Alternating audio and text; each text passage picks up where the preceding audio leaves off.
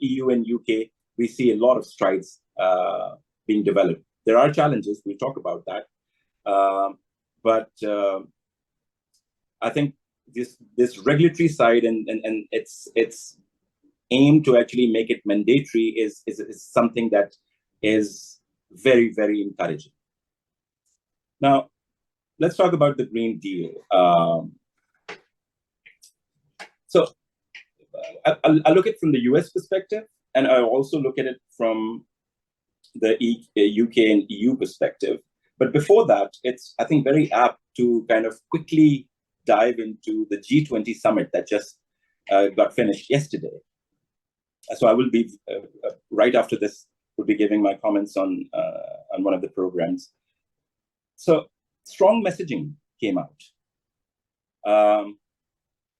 An acknowledgement came out as well that the actions and the resources deployed are not enough. Both are encouraging and realistic kind of statements. Another interesting paradigm that came out was that the playing field for the developing world for the transition and climate action compared to the developed world, they're absolutely off. So the developing nation needs to the tune of $5.8 to $5.9 trillion as we speak to commit to their nationally determined goals towards the climate action. There is no way they can come up with that money. And even if you look at the developed nations, UK is its debt is to the tune of $2.9 trillion. And for them to commit to the climate action goals globally is something to actually worry about. So I foresee and I hope that the COP28 that is happening towards the end of November would actually see some realistic roadmaps and financial instruments that would actually translate this messaging into action and resources. One thing that was a miss, the green fuel technology like green hydrogen was definitely talked about, and there were a lot of infrastructure deals that happened. But the transitioning technology, the carbon capture technology, the new frameworks that are going to validate, confirm the transition, those were not talked about. And that is something that I think collectively we need to work on. The good thing was that 20 of the countries that emit 80% of the carbon in the world were there. So I hope that these 2-3 months of move from G20 end to COP starting would actually result into some tangible actions. Right. So this Green New Deal with from the US perspective, $100 trillion economic stimulus package, and it has the potential to create millions of jobs in the United States with more sustainable, environmental friendly options. Great. The labor union has supported it. They don't know how to implement it right now, but at least they have committed to it. And there are fiscal benefits to this modern monetary theory. But there are challenges as well. The cost concerns. Implementing the Green New Deal comes with significant financial burden, estimated at a staggering $93 trillion. The central objective of this ambitious plan is to completely eliminate the United States' reliance on fossil fuels by 2030. Great ambition.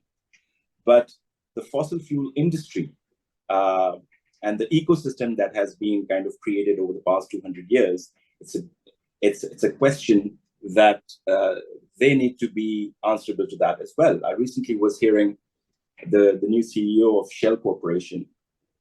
He recognizes this, but he is very realistic about it. He's saying an overnight transition is not going to happen. Okay, it has to be gradual. So fossil and renewable would need to kind of work. And he also focused on the carbon capture technology and storage technologies that needs to come into place.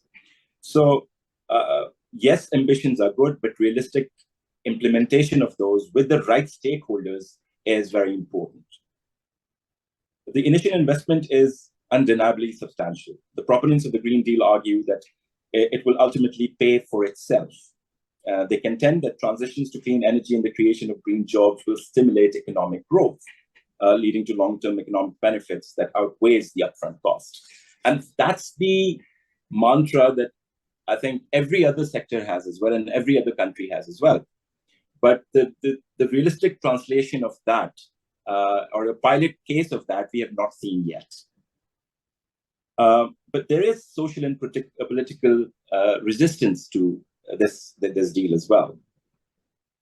The key among those, the opposition forces, is the powerful fossil fuel industry, as I just spoke about, with trillions of dollars at stake.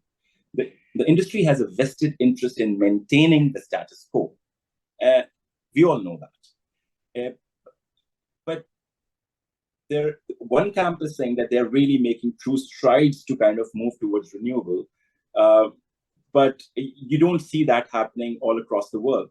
It actively is promoting doubts regarding the feasibility and necessity of transitioning away from the fossil fuels, and consistently opposes legislative efforts. Again, legislation is absolutely critical. That would be the cornerstone of whatever I'll speak about today. And in addition to the fossil fuel industry, resistance is also coming from the individuals and communities who are reluctant to change their current lifestyles and the behaviors. It's not easy, suddenly that you move from the American machinery of like diesel to it is a lifestyle. We grew up in the times of James Dean, who used to ride these amazing vehicles. There is aspirational behavioral change that is absolutely required as well. So the transition to the cleaner energy resources may require, and would, I think more than may, it would definitely require alterations in our daily routines and consumption side of it as well. Very few times people talk about the consumption behavior. We talk about the supply side of it, but we do not talk about the demand side of it. How do we change the demand side of it? And then, of course, the third challenge is the technological challenge. And one of the technical hurdles in implementing this new Green Deal lies in the need to widely adopt emerging technologies that are not yet fully developed. And that's where I usually see the Nordics and the Europeans really making solid strides towards the technology. So I think sitting together at one platform, the financial providers, the governments, the technology providers, and the scientists and academia to co-create a transition framework plan by creating experiments with these technologies, that what is working and what is not working. And if something is working, then how do you make it scalable? And how do you actually make it applicable and deployable in the developing world, where, again, cost is a much bigger factor compared to the developing countries? Now, that's the kind of environment that we're seeing towards the US and the North American side.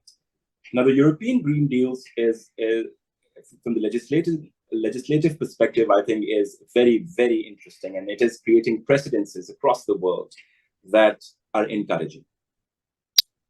The environmental sustainability side of the Green Deal is not only significant in terms of commitment to the environmental sustainability, but also serves as a model for other nations and regions. And as I just mentioned, other regions like APAC, even Saudi Arabia and Middle East, they're looking at the European taxonomy and regulatory environment to kind of create that move. Saudi Arabia, with a lot of criticism on its human rights, despite that, are making huge strides. I was in NEOM. I was in Saudi Arabia some time back, and the concept of NEOM and the new infrastructure development, while keeping although they don't have to be compliant with the regulatory environment of EU, but still they are taking that as a cornerstone to actually develop that. And that is hugely encouraging, because they have recognized that this legislation and this environmental policy is good.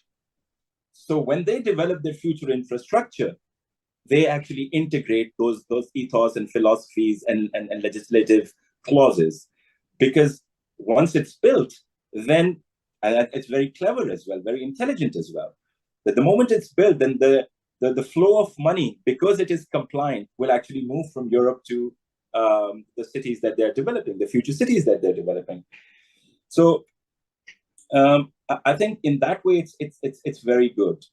Now, UK has a strong historical connection, and we all know the Brexit environment and how these both ecosystems were essentially one, but have kind of moved together, moved separately. Now, it is important to note that the goals and principle of EU Green Deal continue to resonate with the UK's own sustainability efforts. UK has also set ambitious targets for addressing these climate change and promoting environmental sustainability. In fact, it was the first country in the world to legally commit to achieving net zero targets by 2050. Now, aligning with the EU's carbon neutrality goal is one option. Commitment is, again, definitely there from the UK's perspective. But the country's reliance on fossil fuel industry and now the war in Ukraine has again brought UK into a very vulnerable situation. We've recently seen Rishi giving licenses to the fossil fuel industry. Is it right? Perhaps for sustainability for the economic reasons, yes. But is it right from the net zero targets perspective? No. Is there a right approach? Is there a right balance? Yes, there is. Have they actually applied that? It's yet to be seen. UK also is committing heavily into the renewable energy segment, but in terms of the policy side of it, you're getting mixed signals whether they should do it, whether they shouldn't do it. There are again geopolitical pressures as well, and allow me to just take a brief moment to say something that I think is, at least in our opinion, is absolutely critical. There has to be a point. There has to be a platform that the global geopolitics should have no option but to agree on this. And yes, we are seeing changing grids. We are seeing new alliances being forged for various reasons. But if climate and this transition is not agreed upon unanimously, then the flow of money for the transition, the collaboration that is required for the world to be saved, would suffer immensely. So I think cornerstone should be that irrespective what the national interests are, wherever the elections are coming, and whatever the political wooing has to be, at least let's not make climate and environment a political wedge to garner votes. And that's at the national level, and on international level, it has to move beyond that. So this Green Deal has got economic opportunities that we all know. It's a comprehensive plan for the industries, for digitization, financial mechanisms, and the investment programs. It offers substantial economic opportunities for businesses in the EU, including the UK. And the sectors are like green technology and renewable energy. And there are some fantastic strides that are happening over there in terms of technology. But again, they are not at the center table or the center court of conversation, as if we take the reference from Wimbledon.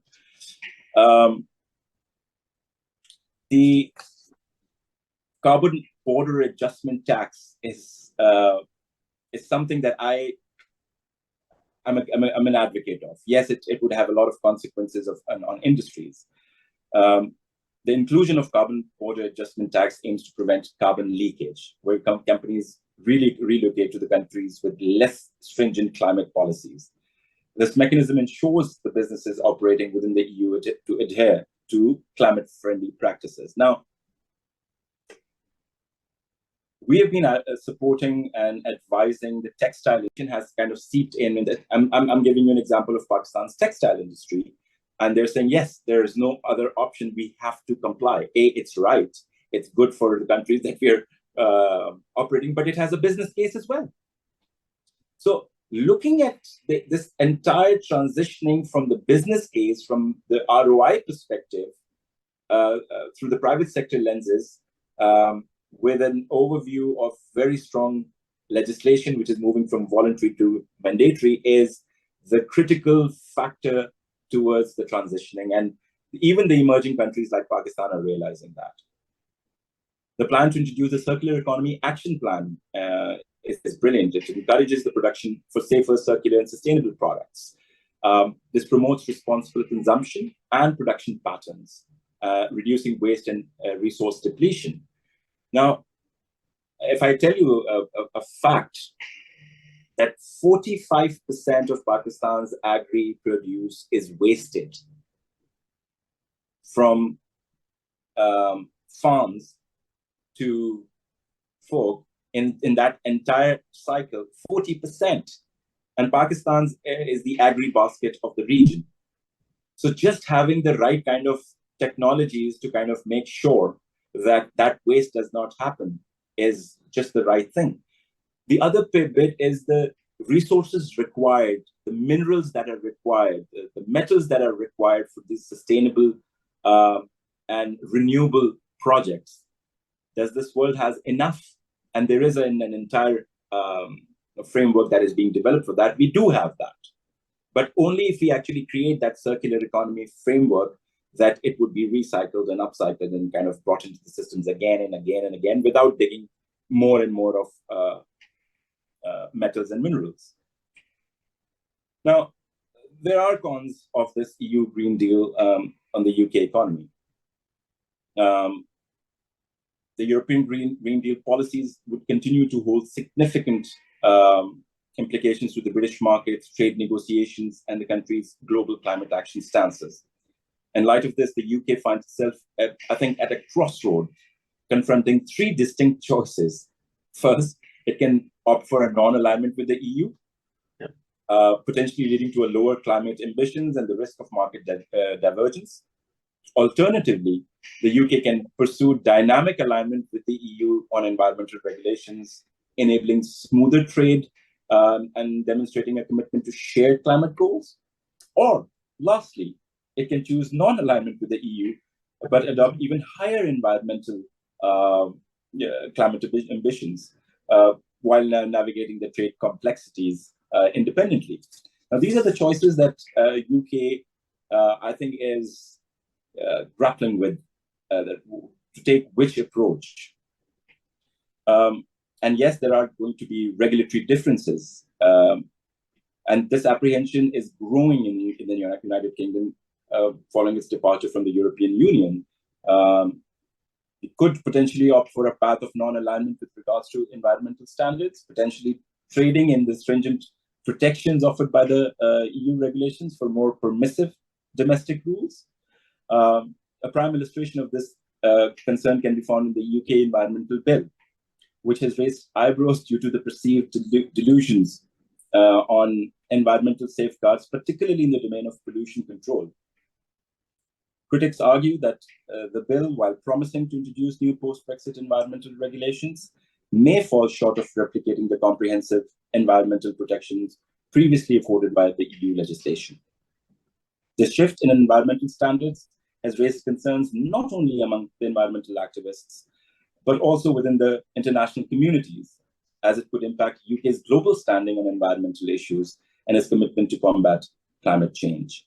So we are aware of how FCDU is moving forward now, post the merger of FCO and DFID. And I have, because we work with the FCDO, they are actually creating a new business case environment and moving from conventional aid models to more climate investment models with the countries they're connected with and have traditionally aid relationships. And I think that's a very good approach. because it is oriented on the value propositions that UK actually develops for the country and what the respective country actually reciprocates with. And I think it has more of a win-win opportunity. And I think that local taxpayers in the UK would not have an issue with that, because it's more of an investment strategy than a conventional aid strategy.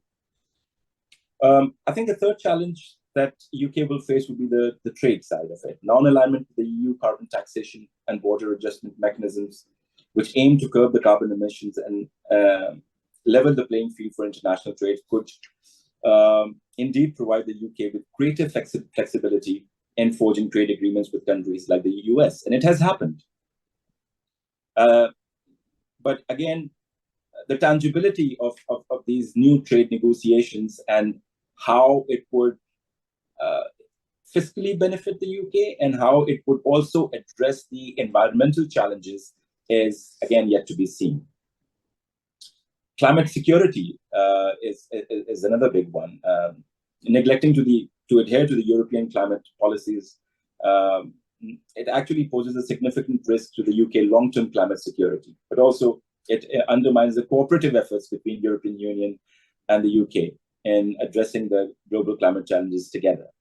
Now, it is interconnected. The environmental issues and the shared commitment to combating climate change, it is imperative for the EU and the UK to maintain the alignment on this climate policy going forward. But I think the economic challenges and the fiscal challenges in the EU, because now they're concerned with themselves, and same happening in the UK, might actually see some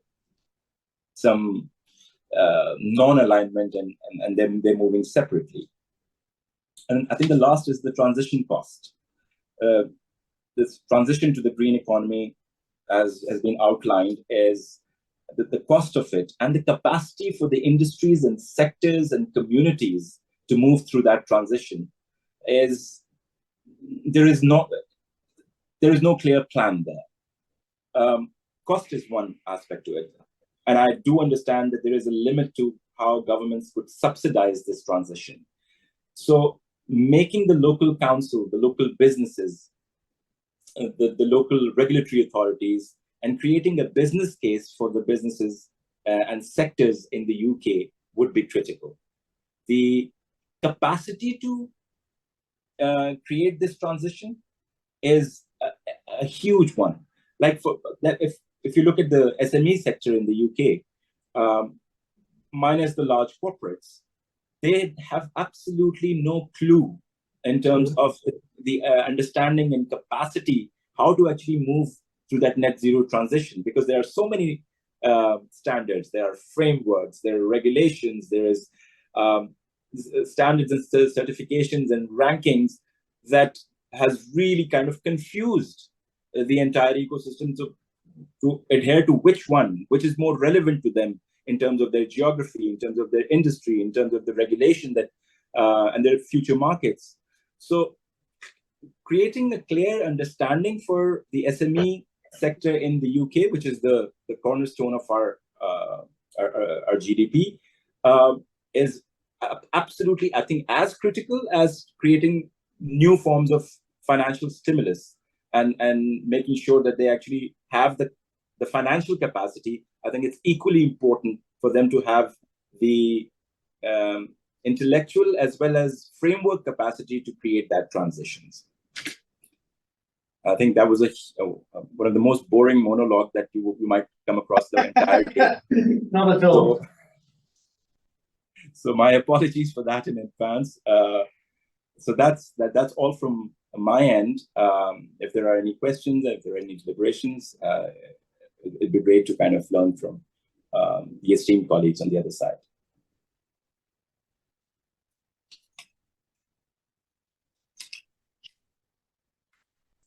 Faraz, it's not at all a boring monologue. What you've managed to cram into just a few minutes, about half an hour, is a sort of global view of some of the most critical questions. Issues to do with voluntary or mandatory regulation, and monitoring, issues to do with stranded assets and investment decisions, some of the geopolitical issues to do with the relationship between what's going on in North America, and we've seen that with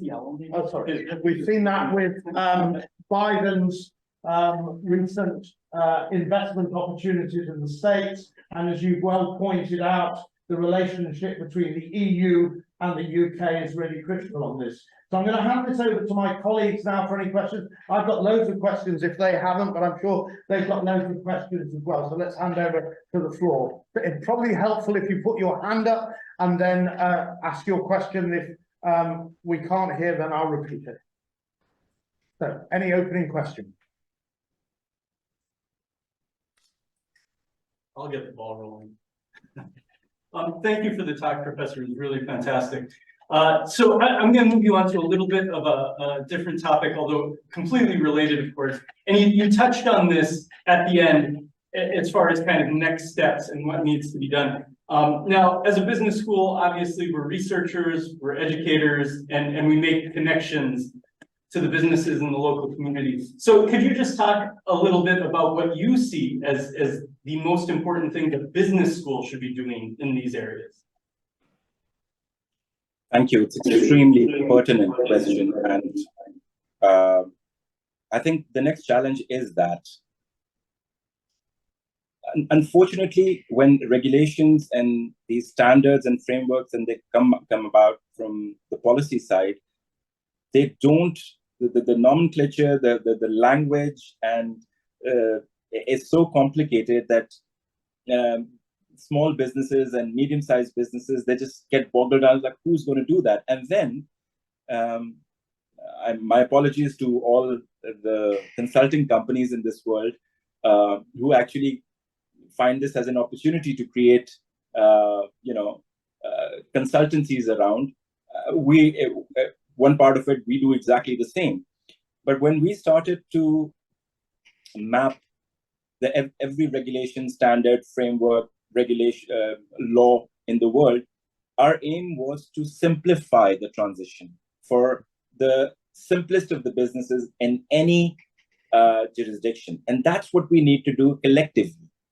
Rather than complicate it and then monetize it, I think we need to actually simplify it and make it easy for the businesses to understand what is relevant for them, what is relevant for their communities, what is relevant for GHG emissions, and what is relevant for this planet and for the future. As simple as anything.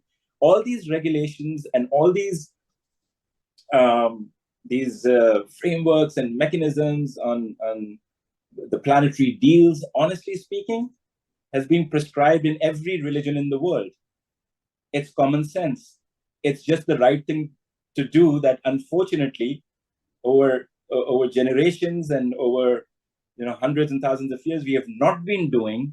Hence, we have come to a point that we have to create a regulatory environment, innovative financial structures in order to actually achieve that in a shorter period of time. So simplify it. Make the small business in Lincolnshire or in Liverpool, when they actually look at that document and transition plan, they say, oh, that makes sense. Rather than, oh my God, how the hell I'm going to achieve this? Exactly. Yeah. Okay. Thanks. Excellent question. That was Dr. Kurtzinian, who's the chair of our research committee. Thanks very much, Kurt. Thanks, Faraz, for your response. Catherine, Dr. Catherine Baxter. Hello, can I just build on that, please, and just get some understanding from your perspective how that translates into research opportunities? I wish I was there in that room. I mean, these are exciting. This is great, exciting conversations. Thank you for this question. Huge research opportunities, because these researchers would actually bring ground realities and challenges to the policymakers and financial instrument makers and regulators. So the more authentic ground realities and challenges that can come out of these researches, the more opportunities and the right kind of mechanisms would actually be developed for this transitions from, let's say, today till 2030 to 2050. So I foresee research and academia playing a critical role with regulators and financial instrument makers for this transitioning.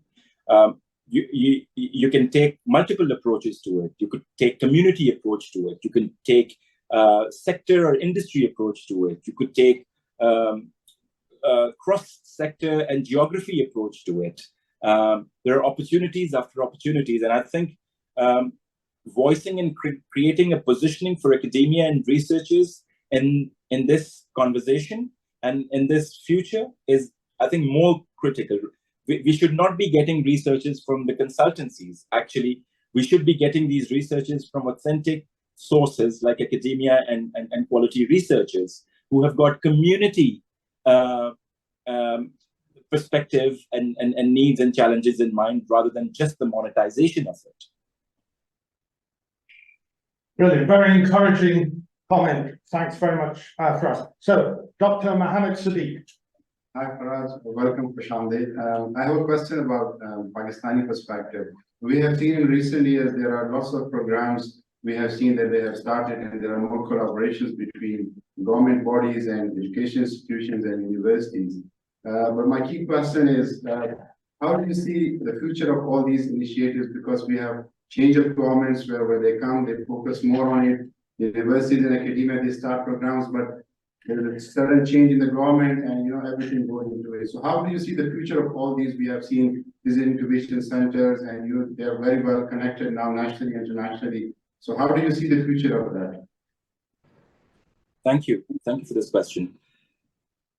Yes, political continuity is critical because political continuity brings in continuity of policies across sectors. And then the investors and businesses has to have this sense of belief in this continuity of policies, that the horizon is, let's say, beyond 3-5 years. In next 20, 30 years, they will be able to create financial value and sustainable impact value. So that is a cornerstone of the growth and progress of the country. And Pakistan is one of the 5th most populous countries in the world, with 70% of the youth under the age of 30. Huge opportunity. If I look at sector point of view, Pakistan has got agriculture, textiles, minerals. There are opportunities after opportunities. But unfortunately, because of the lack of political continuity, we have suffered. I think there is a growing sense in the bureaucracy and in the government, be it in leader who's in power or in opposition, that consensus is important. And consensus on the future of the country from political and business sense, both is required. And we hope to see that Pakistan actually moves in this direction. Pakistan's enterprise sector, Pakistan's the youth sector is it's probably compared as one of the best in the world. But unfortunately, the opportunities that are presented to them is not of the same quality from the local ecosystem, which I think is being acknowledged, and hopefully it will be addressed. Thanks, Faraz. Joe, with you. Thank you, Faraz. My question is, how hopeful are you that the sense of consensus and cooperation will trump business, corporate, competitive nature that's out there?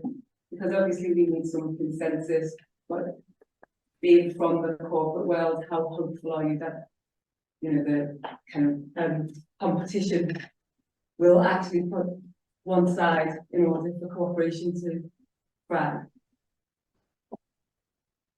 Your question was how hopeful I am. Yes. You put me on the spot, haven't you? Point. Right. Okay, let me be honest, and let this answer come from my heart. There is no other way, but hope has to be there.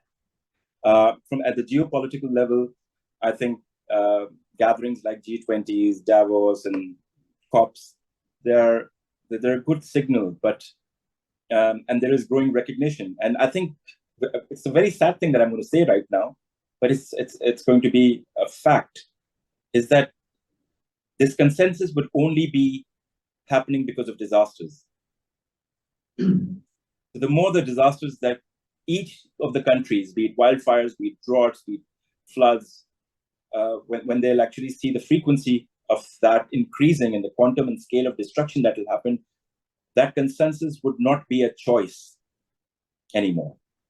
So I think at the geopolitical level, I foresee that happening not because of the political willingness, but because every country will be facing these economic disasters, these climate-induced disasters. From the business and private sector sense, the legislation will drive that. When we will actually demonstrate to them that this is there's a business case and there is return on investment as well. Unfortunately, that's the nature of these we call private sector. And I think institutions, academic institutions, researchers, communities, and individuals is that pressure group that would actually further stimulate and fast track the alignment and transition. Thanks so much, Faraz. One of the themes, and picking up from Joe's question, one of the themes that you addressed is the move from voluntary to mandatory requirements. Unfortunately, during today, I'm going to be the mandatory side of this conference and have to say when we draw stumps on any particular session and move on to the next one. So we've come to the end of this particular slide. I sense that we could go on for the whole day in response and in conversation with the richness that you've given to us this morning for us. So we're enormously grateful for you beginning our conference in such a positive and such a thought-provoking way. So thank you again very much for your keynote. Thank you, and it's been an honor and privilege. Thank you so much, everyone. We also wish all of your connections and everything that's going on in Pakistan for you. We wish the best for you, and we very much look forward to when we're going to be able to meet properly face to face and in person on the Hope Park campus, and we hope that that won't be too far in advance. You are very welcome to stay. I think Faraz, you are welcome to stay on the conference Zoom if you wish and participate. And we hope the technology works for you. If you need to go off, and I'm sure you've got a very, very busy day, continuing your busy afternoon and evening, then we're very grateful for everything that you've given us now, and we look forward to meeting again in the future. Thank you so much, Tony.